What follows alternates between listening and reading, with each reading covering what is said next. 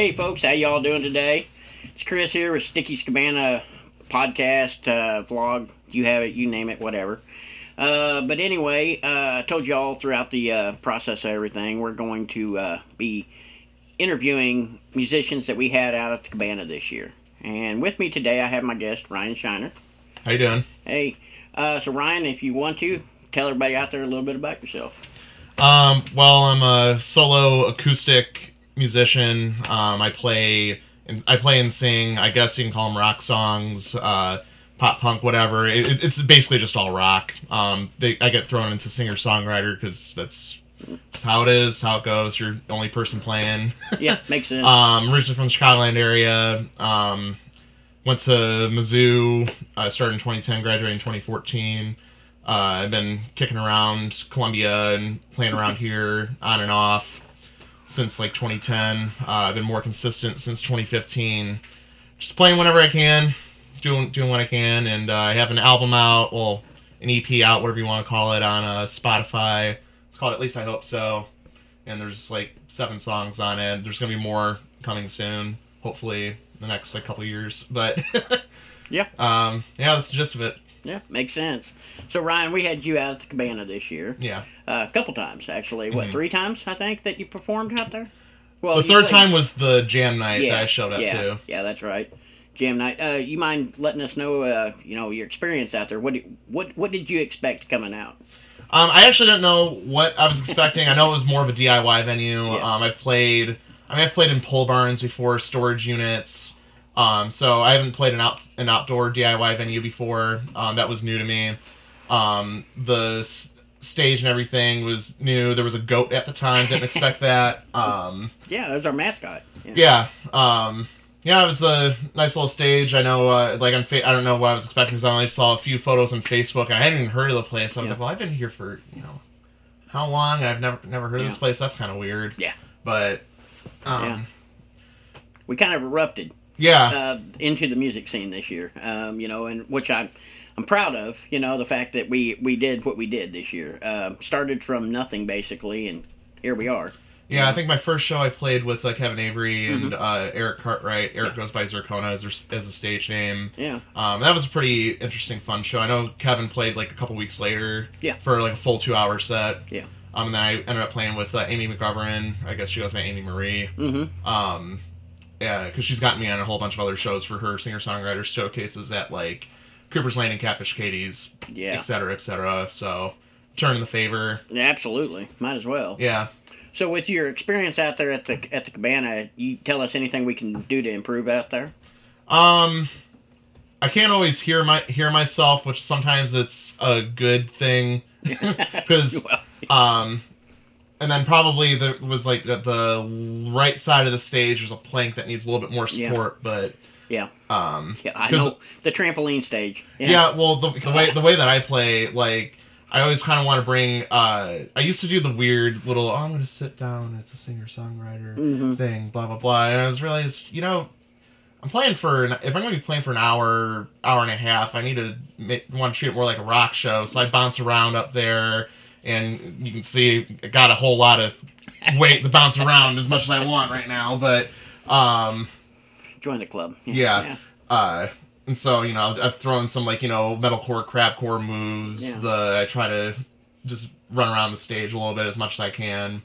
So, well, there you go. Well, to ease your mind on that, so one of our big things that we're doing this year is we're revamping the stage floor. That's good. We're actually pulling the flooring that's there now completely up, rebracing everything underneath and putting new wood down. That's good. So, yeah, that's going to save that trampoline effect, I can tell you there, because, surprisingly or not, after 5.5 months that we were open last year, 72 shows, well, as you can attest, the floor did kind of, with all the rain and the humidity. And, we had a lot of rain this year. So, yeah, we did.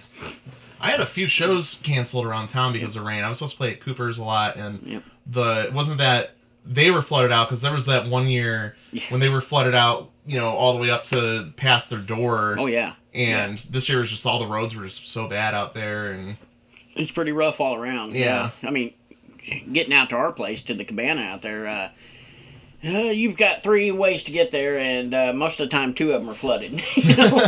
you know, so it can be rough. But yeah, we're going to revamp a bunch of things out there for sure. Yeah, and that's not even more of a this needs to be done. It's just more of a I'm kind of that guy thing. And yeah. Well, I understand. Yeah, I really do. I really do. I can tell I don't miss many. So yeah, for sure. So with last year being 2021, Big C was around. 2020, the year before, was when everything came out. How did that affect the way that you did music? Well, I didn't have a great approach to it. Let's put it like that. Because I had the idea, I was like, oh wait, what if I start streaming? No one's doing this yet, and then everybody started doing it. I was like, I'm just gonna take a break. I had a few shows canceled. 2020 was such a dumb year. Yeah. So it was even before the vid happened. Yeah. I had a show that was supposed to be at one of the other DIY venue in town, and that got canceled due to ice like 3 times. And so they kept rescheduling it, and then Big C happened, and so that one just got flat out canceled during the stay-at-home order from that Parson issued. I had a show that was supposed to be at Eastside Tavern. That one got canceled. Sal was having a hard time with all that. Yeah, that was, most of the businesses still are. Yeah. Because also people just aren't wanting to come out now because of the Big O. Yeah, pretty much the Backstreet Boys reunion tour. There you go. Yeah. Yeah, for sure. It's last year. Did you have any problems with it at all? Once I got vaccinated, I didn't care as much. It was just more of one of those things like, okay, I feel safe. I feel like, and everybody that would come to see me was getting, getting the shot. So it made it a lot easier. Not everyone was like booking 100% yet. So obviously, I played at your place a few times. I played the Ramblers Club. I played Dive Bar a couple times, and no problem. You just kind of stayed somewhat busy, I'm sure. Yeah, I was only doing this basically singer-songwriter showcases, and then just a couple of longer sets here and there. But it just kind of made it a lot easier because I was looking more for shows that I usually try to play for shows where I think people are going to show up. Yeah. Or if I can get people to show up, versus I know there's a lot of people like, I want to play a 3-hour set because I want to make $100. Yeah. Well, you're not going to make an audience from this, to listen to your stuff online afterwards, and what's the point of it? Absolutely. Yeah, it takes a long time, as you know right. very well. How long have you been playing? I started playing guitar in 2008. Okay. My first band started in 2010, and that was when I first started playing out more. And then I've basically been doing solo things since 2010 on and off. I'd played with my old band, like another random gig in 2011 or so, and yeah, it's just kind of hard, college, then you're moving around, and are you self-taught? Sort of. I had a couple broken lessons taught, like a couple basics from my uncle, and then I just kind of rolled with it after that. Yeah, well, there you go. I learned one chord. G. And I couldn't even probably tell you where it's at anymore. I have a guitar. I don't use it. I don't really know much about it, but why not? Just let everybody else play. As a matter of fact, I think you played on it a little bit at the Cabana. Oh, was that one? Yeah. Was that the one I broke the string on? Yeah. They're like, these were tuned down for a reason. I didn't know that reason was because of the strings. Yeah. You want strings? I got strings. It's okay. No big deal. No big deal on that. Like, that's probably that's the only set of strings that's been on it. Wow. And I got that for Christmas 2 years ago. So it shows you how much it's not played. Yeah, for sure. I've actually just switched strings on my guitar to a different brand now for my acoustic. I switched to Ernie Ball, and I didn't expect to switch, so I bought, in 2010, 2011, Martin had this specific kind of strings, these like marquee strings, and I really liked them a lot, and so I bought 30 pairs of it or something like that, and then I didn't run out until recently, and so I started playing with Martins again, and now they're making like some thinner strings, because I actually do like playing with like 9s and 10s. Sure. I found 8s once, and they lasted a week. And that was wild. And then I've had a couple of my gigs, I had like 2 in a row where it broke on me. One was at actually my last song at the Cabana, that one gig, and I was like, well, maybe I need to look elsewhere. Even though I do have the thicker ones, I could probably go back to those. I was just a little bit teed off, so I went with changed to Ernie Ball Rock and Blues, and we'll see if that holds up. That was your early dismissal from that show. Yeah. Yeah. I mean, I only had like 2 songs left, well, so at least it wasn't at the beginning. right. You know, I've seen that. We've seen that happen before on people, and it goes down. They're like, all right, give me 10 minutes, and we'll get it back on. Yeah. But I've watched guys change them quick. I don't know. I mean, they're pretty quick at it. If I can do just one string, it doesn't take that long at all. But probably takes like a half hour to do all 6. Yeah, for sure on it. So one question I like to ask everybody. I know it's gonna be scary. You tell us a funny story from your childhood.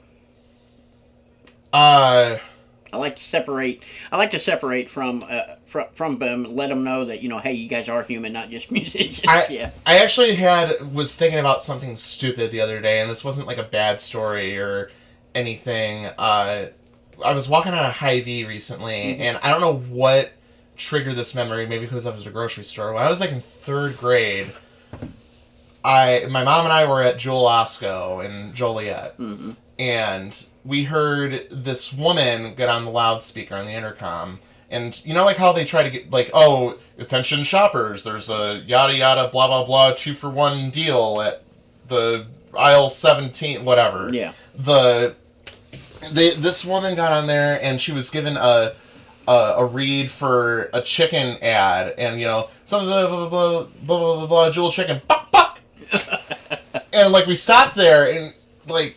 We was like, did this woman just say buck buck? She said buck buck. She said it like a chicken. Yeah. And like I don't know like what triggered that recently, but I was just walking around. I was like, why did that happen? Like I think about that every once in a while. I was like, why did this woman say buck buck? Like I'm sure he didn't have to. Like I know people have done this at the Hy-Vees in Columbia. They've never said buck buck or meow meow or moo moo. Yeah, talking about their beef prices. Yeah, and like for some reason I've been thinking about that a lot lately. It's like, why did that woman do that? Like I don't like it's just such a dumb memory. Yeah. And because we were dumbfounded, and we go back home and we're just like, that woman really said buck buck over the intercom at the grocery store. That's great. Yeah, That's great though. That's good. That's a good story though. Yeah. For sure. What kind of equipment do you have with you? I have an Ibanez guitar. I actually had upgraded some equipment because I was saying how I upgraded my strings. I'll show you some stuff. All right. Sorry, red pillow. Well, let's see if I can. This. Yeah, thank you, sir. You're still attached. Yep. So, this is my Ibanez. This is actually the first guitar I ever got. I've been playing this one, so it's an Ibanez AEG5EJP BK2Y01. Yeah. Of course, yeah. Of course, that just rolls off the tongue. And so for the longest time, I was actually using, like I said, I was using Martin strings, and I found out later, I was like, man, this is a really good sound, and I found out actually Ibanez has tried to model their guitars after Martin, so it's like if you want like a knockoff Martin, allegedly, I don't know if I'm probably like saying the wrong thing, but a couple people have told me this, so I'm like, oh, well, that's cool. I've upgraded a few things, so here is a tuner, and I want, look at this, here. This broke randomly right before I was going to go to play. I think it was right before I was going to play at Dive Bar last month. And it just snapped right in half. Nothing happened with it. It just snapped. And so I was like, okay, well, I need super glue. I was like, oh, I ran out of super glue. I'm like, Gorilla Glue. They had all that at free advertising last year with the lady who thought it was hairspray or something. Yep. And so I was like, oh, okay, I'm going to use this. And it took forever. Mainly because there's it's just a clamp, so this kept like pushing against it. Yeah. So I had to like get creative and sit in my fridge. I was like, well, this isn't going to last me that much longer. So I ended up getting a new. Yep, I've got one identical. Yeah, new tuner. Yep. And also, this part of it broke off the rubber stopper. Yep. So I've got identical to the one you just pulled out. Oh wow. Yeah. And then. Not that I use it or not, but yeah. And then what's the other thing that I got? This is my old capo, and the spring started going on this. And I don't know why, but this is just like what was new in the life of Ryan Shiner for music. Spring started going on it, and so I was kind of sometimes getting a buzzing sound whenever I play like something on. Yeah, it's something. Yep. So I was like, well, I'm upgrading everything, so take this. Sounds a lot better. So for sure. It's like very small stuff. I'm one of those like people who are paranoid about certain sounds. I don't know why, but it just is. So when you come to a show, what all do you bring with you usually? So I have a gig bag that's all ready to go, but the last couple of years I was like, I actually don't really need a full gig bag or whatever. So what I'll do is that I bring the stuff, my guitar, a strap, picks. Yeah. There will be I have another a battery holder for my 9-volt for this, and then I'll also throw in a couple of cords in here just in case they don't have them at the venue. I've done that before where people just don't have them. Yep. So just in case, it's one of the benefits of being the solo artist, singer-songwriter is that you don't need to bring that much. Exactly. So I've done the band thing where you have to haul like 80-pound amps up a couple flights of stairs and... Yeah, that's no fun. Yeah. That's no fun at all. Then by the time you get ready to sing, you're all out of breath, and you're like, okay, well, just wait. Okay? Yeah. Well, then it's art. Yeah. Because it's a new interpretation. That's right. A little mumble acoustic here going on. Yeah. Yeah.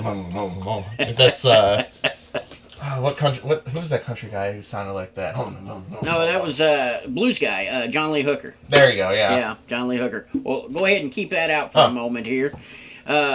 Say while you have it out, if you don't mind, go ahead and play us a song, one of the songs that you have. Okay, well, I need to tune up and stuff like that, so we're going to keep talking for a little bit. That'll work. This one's called At Least I Hope So.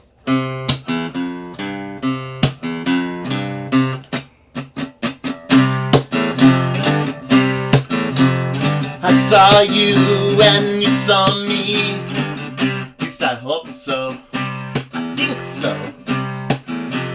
I tell you nice things that'll make you smile. At least I hope so. I think so. When I sit at home and I think of you, I wonder if you feel the way I feel about you. There must be something I can do. At least I hope so. I know you feel the way I do. At least I hope so. I think so. I hold you and you hold me. At least I hope so. I think so. When I sit at home and I think of you, I wonder if you feel the way I feel about you. There must be something I can do. At least I hope so. Your smile makes me wanna punch a hippo, but in a good way. At least I hope so. I think so. When I sit at home and I think of you, I wonder if you feel the way I feel about you. There must be something I can do to be with you. There you go. Thank you. So you want to tell us a little bit about that? Well, I built the riff and the chords and all that. I wrote that song, I co-wrote that song actually with my old singer, Christian Bone, in early 2010. Mm-hmm. That was when we were forming Blind Dogs with Confidence. That was the name, the band name I came out with. Yeah. What was it? Blind Dogs with Confidence. I thought that's what you said. Yeah. Yeah. That was pretty interesting. Yeah, that one was just my, I saw a dog run into a couch one time, and I was telling the story to my cousin, and he's like, it's like a blind dog with confidence. Yeah. And I'm like, thanks, Clay, I'll take that. I'll take that. Yeah, for sure. And, basically that song's just, about wanting, feeling, and longing, No, then we threw in the hippo one just because it was like, how many times can you really say, at least I hope so, in a song? Yeah. It's a pretty short one, though. Makes sense. It works, doesn't it? And I've heard you play that one a few times at shows. Yeah, that's one of the few ones, like, if I play it, and then, like, I can actually get, like, a few people to sing along to one of my originals, which is nice to do. Doesn't always happen. Yeah. So. Makes sense. Yeah. It does. So we wanted to ask you a question here about the about the Cabana. Yeah. Did you ever try any of the Shine last year? Yeah, I did. I can't remember which ones. I know I had the watermelon one. I had the watermelon one with the sugar topper because you guys were treating it like a margarita, essentially. Yeah.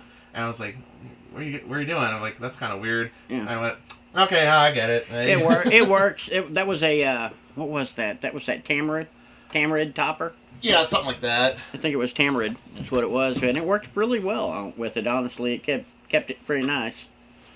Did you try any other flavors other than watermelon? I had the one that was available in August. I can't remember which one that was. Might have been lemon.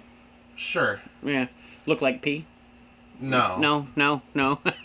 I can't. Yeah, it's for me. It's kind of hard. Like unless like it's something like, Super Trooper maybe. Yeah. Yeah. I think that is what it was. Yeah. Because I remember you talking about that a lot. The Super Trooper, the snozberry one. The schnozberries taste like schnozberries. Absolutely, yeah. Yeah, so we're working on some new flavors right now. Got quite a few interesting flavors coming up. So Topher, one of the owners, has a sweet tea flavor that he wants. He wants to go with a sweet tea Shine. Be careful with that. I feel like you can drink a lot of that. Yeah. Because I remember you was like, try a shot of this. Okay. I was thinking, I'm feeling it. I'm a big guy. I have a strong tolerance. That ain't good. You want another one? I'm going to hold off for a little bit. Yeah. Do some Bud Light. This stuff's pretty wild. Yeah. It is. It's going to be wild. Lucas has one that he wants, cherry vanilla swirl. Okay. That'll be good. We're going to do a new summer one, jalapeno peach. That's an interesting one. Yeah, it's going to be like a hint of jalapeno with mainly like peach cobbler taste. You should do like a general jalapeno one for like Cinco de Mayo. Well, Cinco de Mayo, we are going to. That's actually the day we are opening up this year. Oh wow! And we'll see what we do with that. We're gonna introduce a few interesting things there.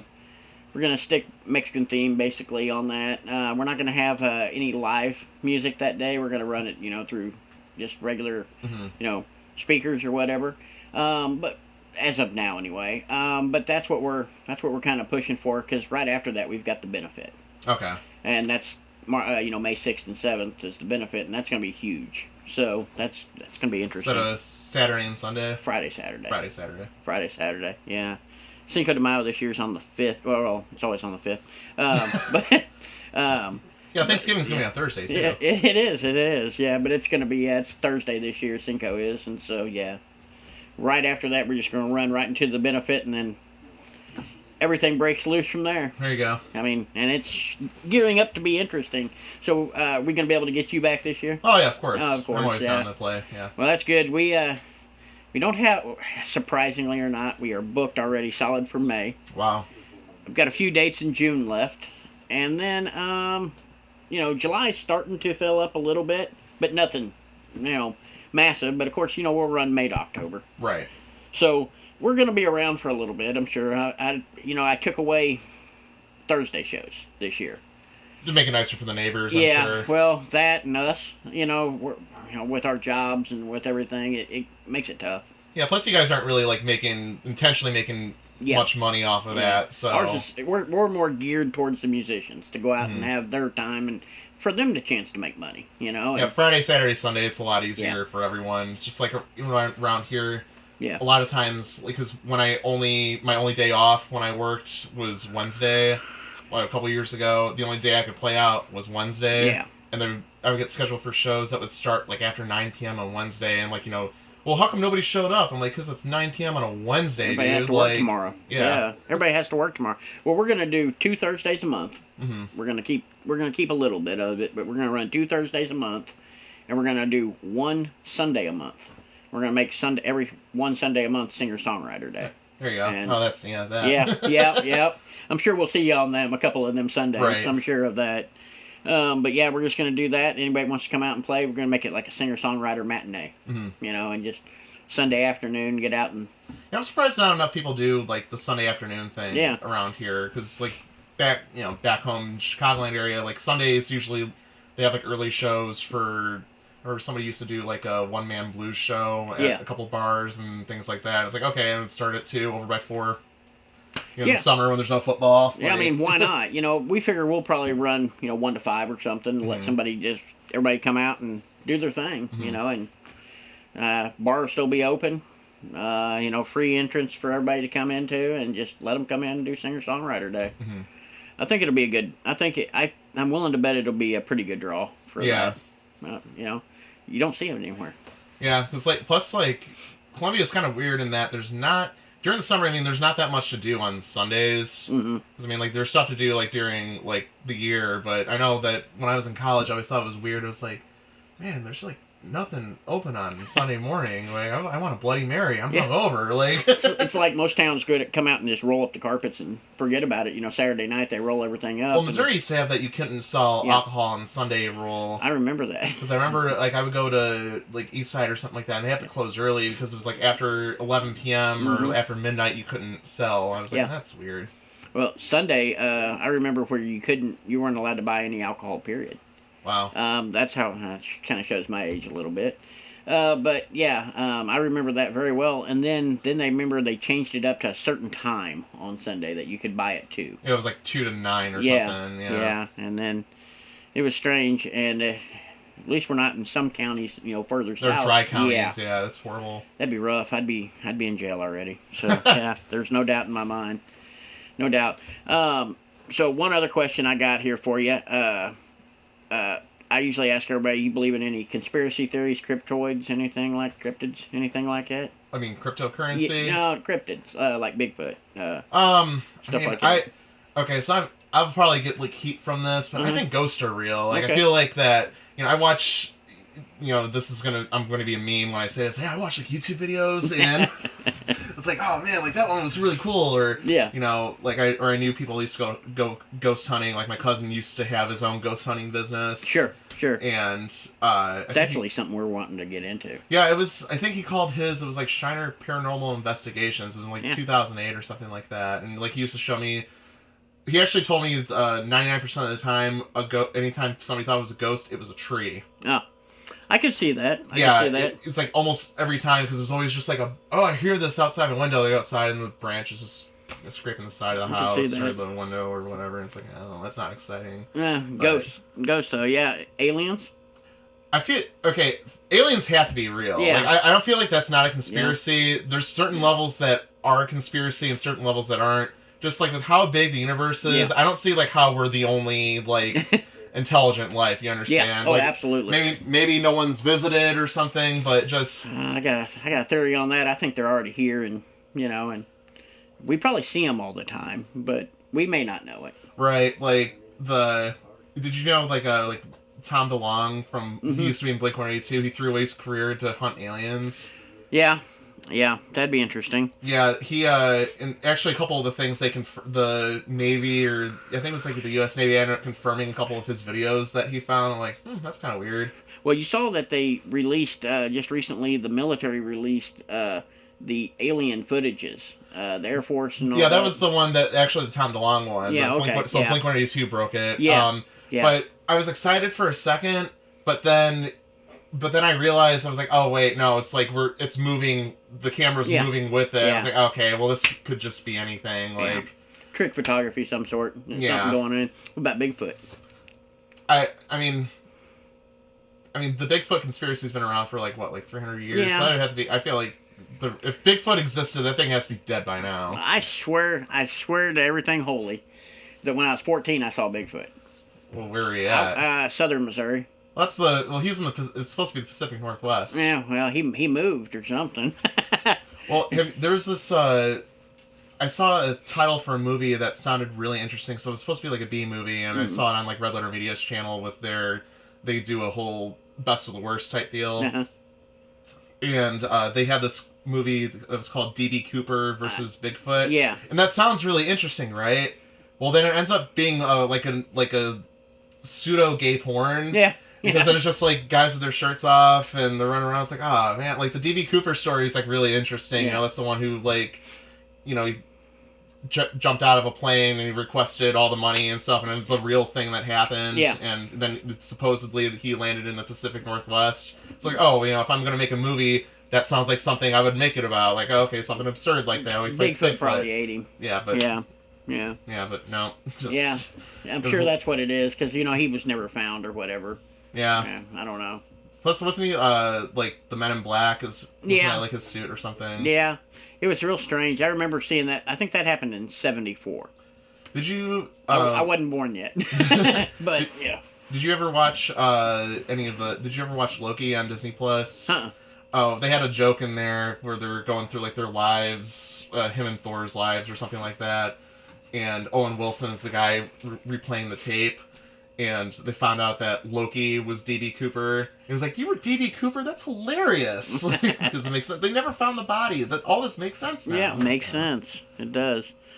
So you mind playing us one more Yeah, sure. while you're at it? Yeah. I can play around. I can. You might as BS well, quite right? a bit.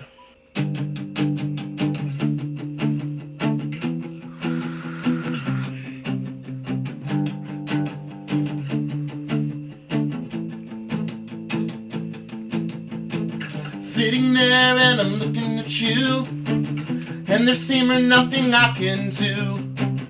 It's not the same as yesterday. Now I'm sitting here all day alone, and you never hear me play my song. Is there anything that I can do? I hear your name, my heart just breaks. I see your face, I just turn away. There's nothing I can do. What'll happen when I sing this song? Will you come to me, will you right or wrong? Is there anything that I can do? Was it something that I said? Do you really wish that I were dead? Why'd you say it would be best to go away? When I hear your name, my heart just breaks. I see your face, I just turn away. There's nothing I can do. What'll happen when I sing this song? Will you come to me, will you right or wrong? Is there anything that I can do?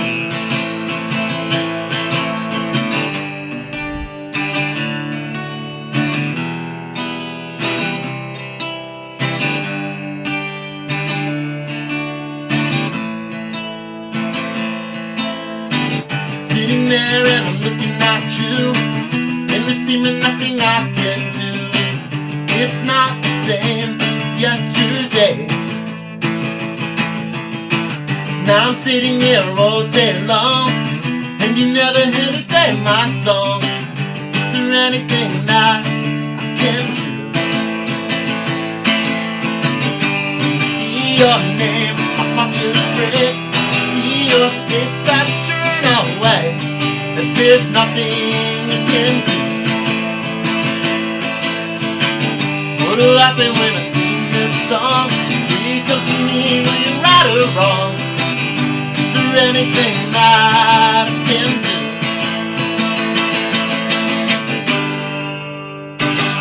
do? There you go. Yeah. So you want to tell us about this one? Yeah, also I wrote that one in either December 2009, January 2010. That was one of the first songs that I wrote that I felt like didn't suck.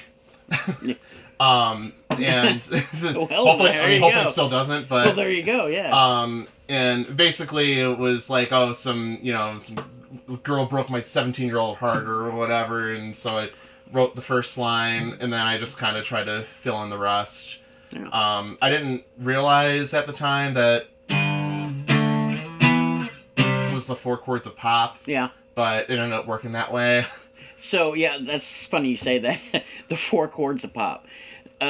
Yesterday, me and Lucas were both watching a video on YouTube, but they were talking about the 4 chords.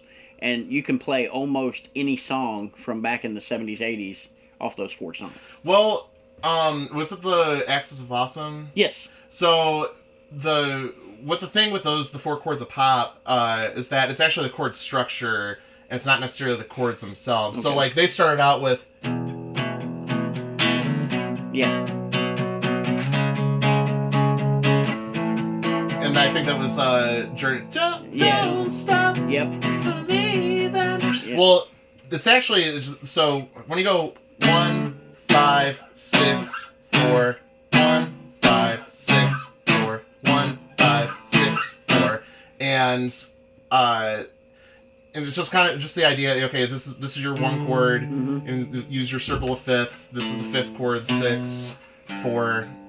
So they used a bunch of songs in there that actually weren't in the right key for that. So like they had what was it? Closing time. And that's in G. Yeah. They had When I Find Myself in Times of Trouble, Love Mary Comes to Me. That one's in C. Yeah.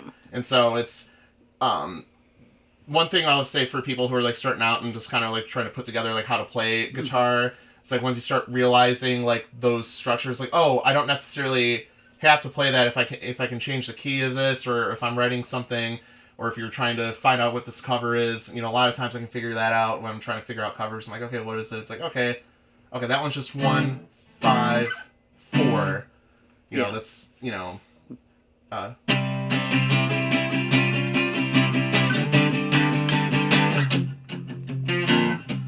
all the. Yeah, I can go on and on about that type of chord progression, because I've actually used that a few times. The Green Day used it for technically used it for basket case, but they actually were using it with a Pocket Bells Canon in D, but just tuned up a half step, because they actually play right here, but their guitars were tuned down a half step. Yeah, I thought it was pretty convenient when you said the four chords. I'm like, wait a minute, yeah. Yeah, Beato. And there's this one guy on YouTube, he's called Pat Finnerty, and every time like he's explaining, like, you know, because, you know, 1 4 5 Beato. Yeah. There's like Rick Beato. He does a bunch of music theory.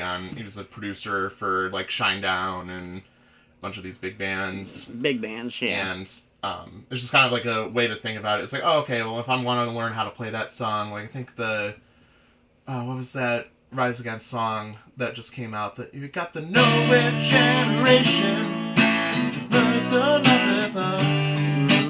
You know. Yeah.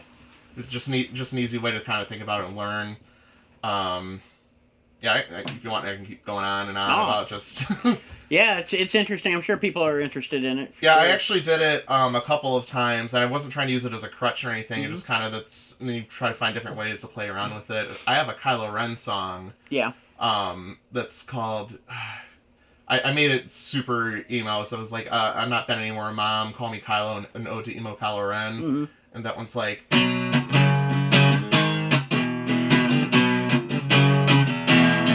You know, just try to flavor it up, and then I go cycle between different chords through that. Because every once in a while, I'll get discouraged when I'm thinking stuff. I'm like, okay, yeah, I'm gonna go, you know, D, A, B, G. I'm like, you know, like, well, how many times has that been done? It's like, well, can I do this differently anyway, or do it like slightly differently with the vocal melody, or, you know, the lyrics, or whatever, and I sound like I'm more impressive than what I am. None of the things I'm doing is impressive. Let's just get that out of the way.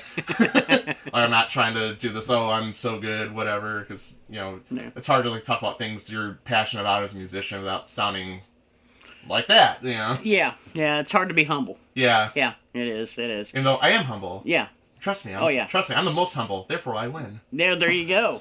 There you go. Yeah, believe me, we've noticed that with a lot of things. It's hard to be humble out there. I should say we get humbled a lot out there because of everything that goes on at Cabana, and we enjoy it.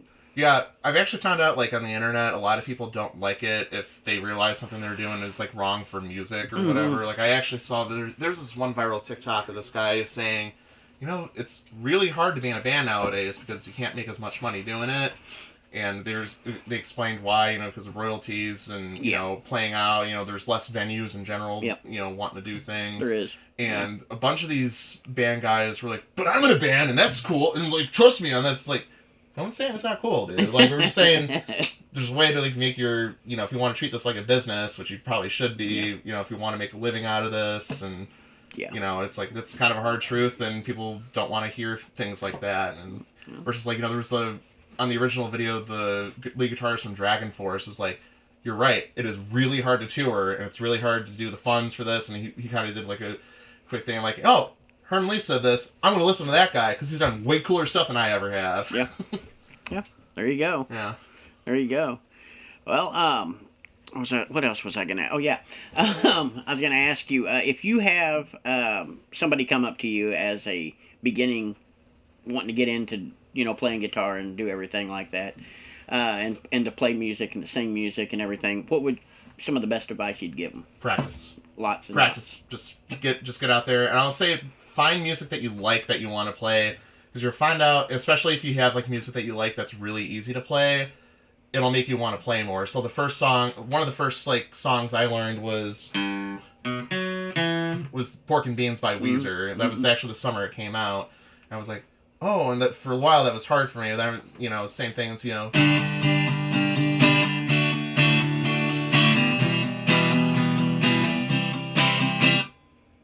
Yeah. you start noticing all those things. But if you have like music that's like easy to play and it's music that you really like, play the music you really like, because you'll want to keep playing. So like all the songs that I knew how to play my first year playing guitar were Weezer, and they were Green Day. Yeah. And even though I loved Iron Maiden, I couldn't play Iron Maiden. Makes sense. Yeah. Makes and sense. Once I figured out, I was like, oh, like what's that one, like is Power Slave the one that starts out with Yeah. Or no, is that Children of the Damned? Yes. Yeah. Yep. Yes. Once you said it, yep. There you go. That's really the biggest advice. And then I don't have the best singing voice, but it's come a long way from 2009 when I was initially trying to sing, because I heard a recording of myself in like 2010. So I recorded an EP with that band. A lot of the songs from there I still play now, but my singer was he getting his tonsils out or something? Oh yeah. And so I was like, oh well, I'll just do it now and then we'll put it in. And I heard a recording of myself back. I was like, well, like, am I tone deaf or something? Like, that's horrible. At least you don't sound like Billy Bob Thornton, French fried taters or something, I mean. And then, well, no, it was back then. It was just horrible. And then, like in around 2013, I was doing a thing for KCOU, and we were testing out like mics or whatever. Like, well, Ryan, sing something or whatever. And so I sang something. And like, oh, that was really good. I'm like, really? And I heard it back. I'm like, that wasn't terrible, because I can't stress enough. In 2009 was. I couldn't believe like how bad it was back then. And just at some point you'll hit a tune, you'll figure it out. Okay, I need to go up or down, or just practice. I'm not a shredder because I don't practice shredding. Yeah. You got other people who are great online who are shredders. They're great because they practice like 8 hours a day. They're great. Yeah. That's all they practice. Yeah. Yeah. Makes sense. Whereas I'm just kind of okay at everything. Yeah. Well, there you go. Yeah. There we go. That's perfect. I like I like playing bass. Yeah, I remember you played bass. When I used to have space for drums, I would do like average drumming. Yeah. I want a shirt that says "World's Most Okayest Guitarist." Be perfect. Yeah. Be perfect one. Yeah, I knew you'd played bass because I think you showed up to an open jam that we had with bass. Didn't Yeah, you? you guys had jam night like right before Thanksgiving or something. Yeah, warm day out of nowhere and a typical 80-degree day in November. Yeah, that was our impromptu open jam night that we just kind of spur of the moment 6 days prior, and we're like, let's do it. Mm-hmm. And it turned out to be a decent show. I mean, yeah, I think everybody was tired of being cooped up, from.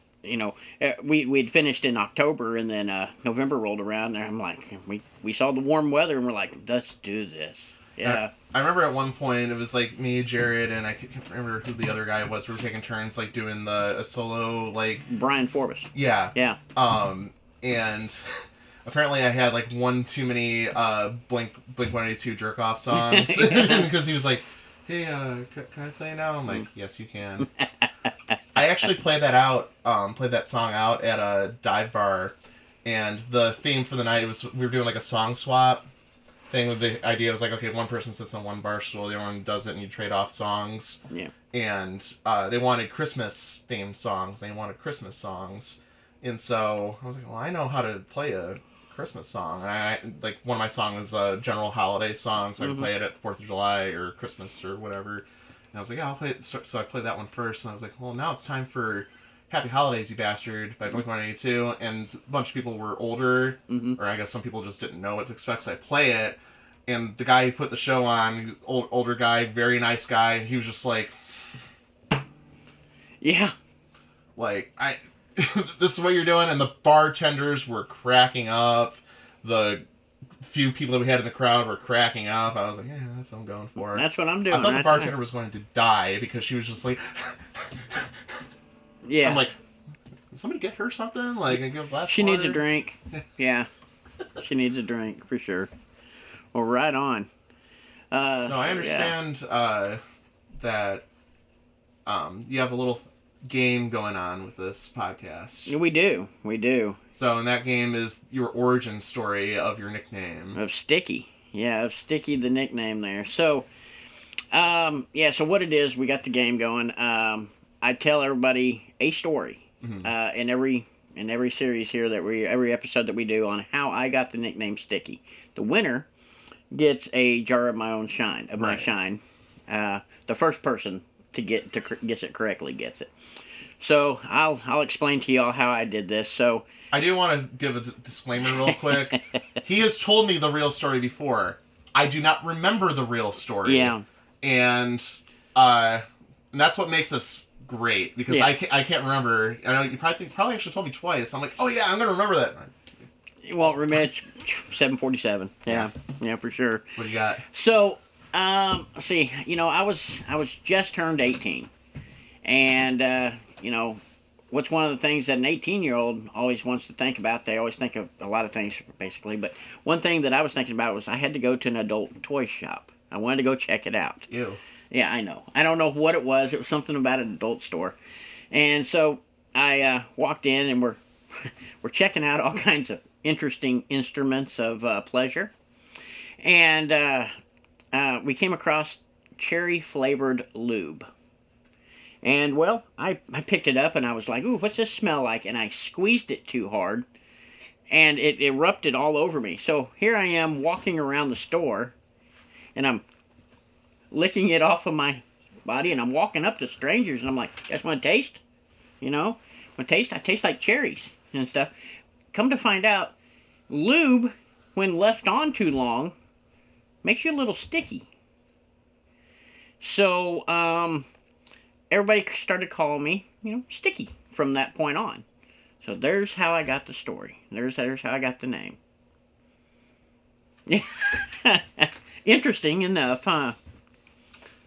I have that part of that story, that one's made up. Part of that story reminded me of a real thing that happened to me. They were asking, thanks for your childhood. So this happened when I was like, I was 16, 17. We were going down, by we, I mean my parents and I, were going down to visit family in Tennessee and maybe Georgia. And so we stopped in E-Town, Elizabethtown, Kentucky. You're familiar with it? Very much so, because I was stationed in Fort Knox. Oh, okay. Yeah. And so, there's a casino there and everything, and so we stayed the night there, kind of break up the trips. And they had a weird rule. It was like, if you're under 18 or under 21, you couldn't be in a room by yourself. And so parents were taking turns going. And so, and this first part, honestly, is really funny. So my mom leaves and she's going to do that, and something commercial came on, John 3:16 or whatever. I was like, well, what does that even mean? Now I need to preface, I never went to church as a kid. I just knew it meant Stone Cold's going to kick your ass. Yeah. And yeah. And so they had, Gideon's Bible in there, and my dad's like, well, you can look it up in there or whatever. And so my mom comes back, she's like, what the hell? I'm gone for an hour and you find God? Like, yeah. This is funny. So then my dad goes and he's going to go check it. And she's like, well, let's go see if there's a pool or whatever. And go check it out. And so we go check it out, and there's all these people, and just too crowded. We're like, I don't want to stay here. Plus, didn't look great, too. Yeah. And there was a hillbilly woman walked out, in this bikini with her, I want to say husband. It could have been her kid. She looked quite older, but and so we're walking to, and this was the way we got down there was 2 elevators. So he had to go down one elevator. The elevator didn't go down far enough. He had to go all the way over into another elevator to come back down. And so we're in there, and so the first elevator, this woman comes in there, and she's like, and that and that was not chlorine. That was male dew. And she looks at me and goes, here, smell my arm. Now, I didn't make eye contact with this person. I didn't talk to this person. I didn't know who this person was. Now, there's a special level of, intimacy you need to have with somebody in order to say, will you smell any part of your body? Yeah. But just, smell my arm.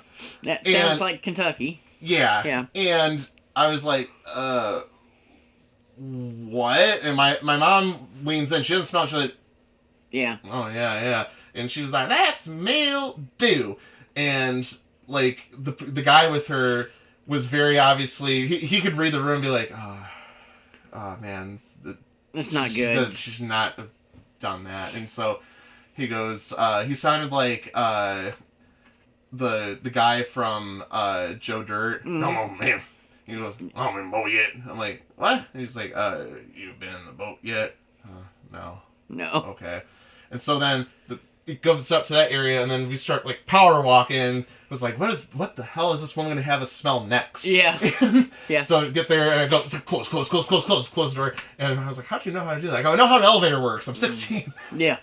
Yeah, makes sense. And we had to explain that. We told that story to our family in Tennessee, and they're just like, it's wild, like. Yeah, it's kind of certain parts of Kentucky, Tennessee. That's kind of Missouri, yeah, Illinois. Missouri, I'm not used to. I'm used to like fun stuff. Just not smell my arm. But since I've had that story in the back of my head, I've kept track. Yeah. I've probably at least a dozen people since then who I don't really know that well have asked me to smell their arm. Like when I was at Mizzou, there was like somebody who did the same thing. Yeah, smell my arm. Like I keep thinking, smell my arm. Like it's like there's. Now that you have that story in the back of your head, keep track of how many times that somebody asks you to smell their arm. They probably will, too. I can see it now. I may have to ask Lucas at work on Monday to smell my arm. Yeah. I mean, why not? Isn't that such like a weird thing? It is.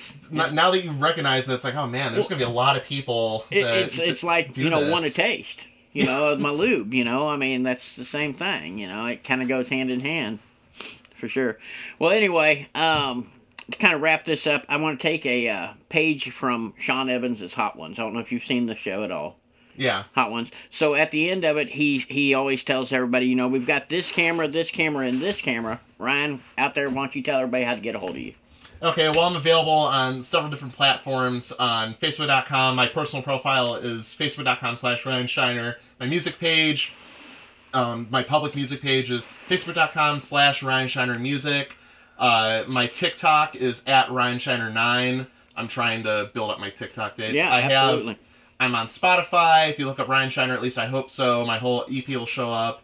I'm also on YouTube, Deezer, Napster, Tidal, Apple Music, wherever you decide to stream music, I'm probably on there. So please go on there, listen to it. If you like it, add it to your own playlist. That'd be great. And if you don't, I mean, I guess keep scrolling or whatever, but a different world of music. And I also have a CD that I'm going to have coming out relatively soon. I'm going to have that available at shows, hopefully this year. Yeah. There's been weird production issues and things going on. Yeah, imagine that. I actually tried looking into doing vinyl, and vinyl backup is about 8 to 9 months. So I'm like, nope, done. Nope, not doing it. I looked into that just recently about that. Yeah, and it was crazy on the backup on it. Yeah. For sure. But yeah, if y'all don't mind, please like and subscribe here on us. Our next guests are, I think Lifeline is our next group to perform, come out and do the podcast with us. I think we're going to their spot for that. Ryan, thank you. Yeah, thanks for having me. All right, we'll see y'all next time.